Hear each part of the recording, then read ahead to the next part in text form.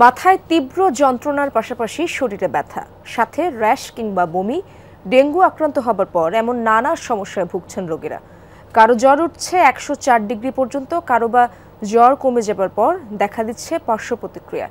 রাজধানীর হাসপাতালগুলোয় ধীরে ধীরে বাড়তে শুরু করেছে ডেঙ্গু আক্রান্তদের সংখ্যা।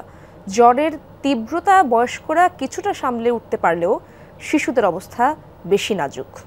শ্রীলঙ্কা আবারও রপ্তানিতে শীর্ষে।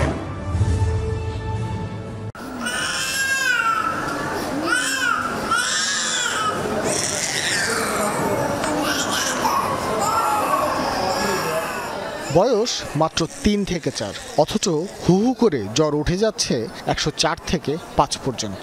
খাবার খেতে রাজ্যের অনীহা, কারো কারো ডায়রিয়া, দিতে হচ্ছে আইভি ফ্লুইড। কদিনের জ্বরেই শরীর পুরো নিস্তেজ। মুগদা মেডিকেল কলেজ হাসপাতালে নির্ধারিত বেডগুলোর প্রায় সবকটিতেই ভর্তি শিশুরা। এমনি 2 দিন থেকে জ্বর ছিল, আর তারপরে যে নিয়ে আসলাম মেডিকেল টেস্ট করলাম, ডেঙ্গু ধরা পড়লো, মেডিকেল ভর্তি। 5-6 দিন জ্বর আসে যায়, তারপর ঠান্ডা, কিচ্ছু খায় না।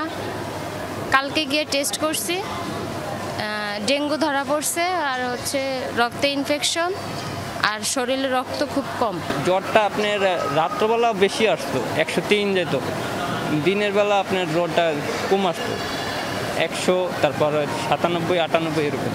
শুধু শিশুরা নয়, এই হাসপাতালে বয়স্কদের জন্য নির্ধারিত ওয়ার্ডেও বাড়ছে রোগী। তীব্র জ্বরের পাশাপাশি শরীরে প্রচণ্ড ব্যথা, মাথা ব্যথা, সব শরীর ব্যথা, পাও কামড়ায়, হাত কামড়ায়, এই সমস্যা নিয়ে আমরা ভর্তি হয়েছি। জ্বর 103 উঠছে। প্রচুর বীজ ছিল, অনেক বীজ ছিল।